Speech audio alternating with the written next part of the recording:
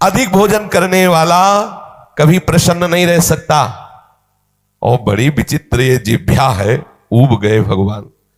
रोज इसे पाओ, लेकिन रोज नए नए पदार्थ, पेट बढ़ता चला जा रहा है, मांसपेशियां बढ़ती चली जा रही, कब्ज बढ़ती चली जा रही है, और जिह्वा खाते खाते बूढ़ी होने जा रही, फिर भी और खाओ और खाओ, पता नहीं कब तक खाओ खाओ खाओ। पूरे अनंत जन्म व्यतीत होते जा रहे, खाते रोज रोज विचार, नए विचार, आज ऐसा हो तो आज ऐसा हो, आज इसका चिल्ला हो तो आज उसका, मतलब पूरा बैठे बैठे अष्टयाम सेवा का चिंतन नहीं होता।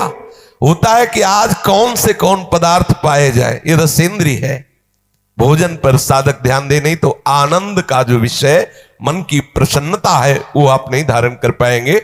बोले हित परमित भोजी, थोड़ा सरल, स्वाद रहित, स्वास्थ्य वर्धक सतोगुणी भोजन पाया जाए, पर है बहुत कठिन।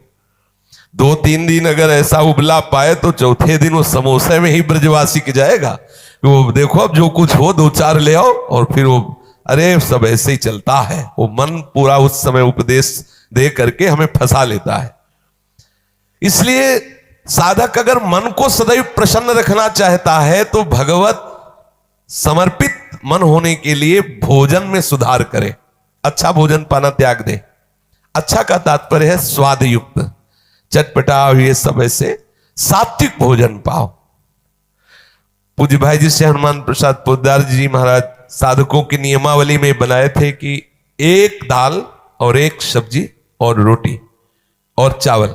अगर कढ़ी बनेगी तो दाल हटेगी या सब्जी हटेगी, 2 से अधिक नहीं है, रोटी और चावल, और एक उसकी नियमित संख्या हो जाए, 4 रोटी, अगर चावल है तो इतना, कढ़ी दाल एक बार रखवा लिया, एक बार रख लिया, और बस प्रणाम करके भगवद अर्पित करके उसे, बस ये नियम बहुत काल तक चलना चाहिए। अगर हम 4 रोटी पाते हैं तो 4 ही पाते रहे बहुत दिन तक।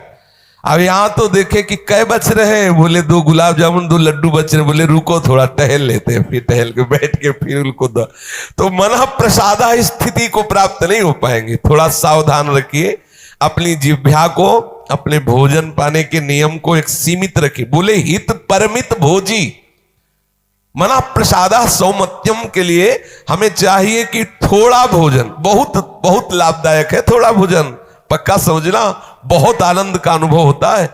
कभी कभी बहुत गुस्सा आती है इस जिह्वा पे कि पूरा जीवन बर्बाद कर देती है, कभी भजन चैन से नहीं करने देती।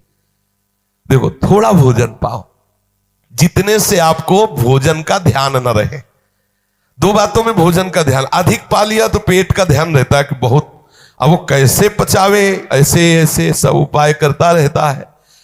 और अगर एकदम आपने कम पाया तो भी ध्यान रहता है कि कितनी जल्दी शाम वाला समय आए कि भोजन, ऐसा उचित स्वाद रहित भोजन बहुत आवश्यक है भजन मार्ग में, बहुत आवश्यक।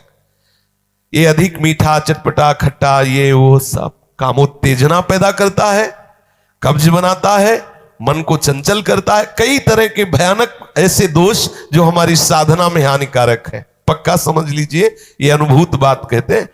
भोजन जितना सरस होगा भजन उतना ही चौपट होगा, पक्का समझ लो। सात्विक और सरल भोजन, हमने गुरुजनों को देखा है, जीवन हो गया 2 रोटी से तीसरी नहीं पाई। 10 वर्ष उनकी सेवा में रह के देखा, 2 रोटी से कभी तीसरी नहीं पाई। जीवन हो गया गुरुदेव को, जीवन हो अपने हाथ से बनाना, और कभी हमने तीसरी रोटी पाते महाराज जी को नहीं देखा। 2 रोटी सब्जी बनाया, भोग लगाया श्री जी को, और अगर तीसरी बनी है तो प्रसाद में बटेगी। आपको केवल 2 ही पाते देखा है। शाम की थोड़ा दूध ले लिया, बहुत सूक्ष्म। तो आप देखा है रात रात भर बैठे रो रहे हैं श्री जी के, कोई पद चल रहा है या तो नाम में डूबे हुए हैं। जब देखते तो हृदय जलता, कैसी रसमय स्थिति, हाय मेरा जीवन व्यर्थ जा रहा है, हम कब इस भाव को प्राप्त होंगे। ये भोजन बहुत घातक वस्तु है, बहुत घातक वस्तु है। साधक इस बात पर ध्यान दे, ये भोजन हमें मारे डाल रहा है। हमारा जीवन भगवत प्राप्ति के लिए है, और ये आज पा लिया, वो पा लिया, ये गुलाब जामुन, ये लड्डू, ये वो, बस बुद्धि में विचलता, भगवत चिंतन रहित और नाना प्रकार की वासनात्मक खेल की कामनाएं, कल्पनाएं, ये भोजन के कारण। बहुत आवश्यक है भोजन सुधारना। भोजन नींव है परमार्थ की। जैसा खाओ अन्न वैसा बने मन। तो मनः प्रसाद कैसे प्राप्त होगे, क्योंकि आपका भोजन ठीक नहीं है। बहुत सावधान, एक नियमावली भोजन की बना लो। प्रार्थना है, कितना भरोगे, ये पता नहीं कौन से ऐसे पदार्थों से बना हुआ कि इसको कभी तृप्ति ही नहीं होती। खट्टी डकारे आ रहे हैं शाम के, फिर भी वो कामना में लगा है कि आज मूली का पराठा पाया जाए, आज ये हे भगवान, ऊब गए, इस मनी राम से ऊब गए, ये रसेंद्री से ऊब गए, मरने को हो रहे, दांत खराब है, लेकिन चलो ऐसे मीस कैसे खाओ, ऐसे ये पाओ। बचो, इस चाल से बचो। भोजन को साधक एक नियमावली बना लो आप कि मुझे अगर चावल मिलेगा तो महाप्रसाद मिलेगा तो इतना, सब्जी मिलेगी तो इतनी, दाल इतनी, रोटी इतनी, बस एक बार लेना सीखो। ये बार बार परोसना, बार बार रसोई में, ये उनके लिए जो खूब मेहनत करते हैं, गृहस्थी में है, चलो जैसा विरक्त साधक को या भगवत प्राप्ति के साधक को एक बार थाल में रखवा लेना चाहिए। 4 रोटी 5 रोटी सब्जी दाल, इसके बाद राधे श्याम आप अपना कार्य देखें, हमारा पर्याप्त हो गया, हम धीरे धीरे भगवत स्मरण करते हुए पालेंगे। एक बार पाने, हमने देखा है परमहंस महापुरुषों को, संतों को, एक बार में क्या होता है, हम अपने को संयम में रख पाते हैं। एक बार बोल दिया हमें 4 रोटी रख दो, ये रख दो, बस ठीक, चलो जाइए। या तो मधुकरी करते हैं तो अपने अनुकूल प्रसाद, एक नियम बना लो। अगर हम 4 मधुकरी पाते हैं, 5वीं नहीं पानी, चाहे जितना मांगे, एक नियम बना लो, उससे आप विजय प्राप्त कर लोगे इस रसेंद्री पर।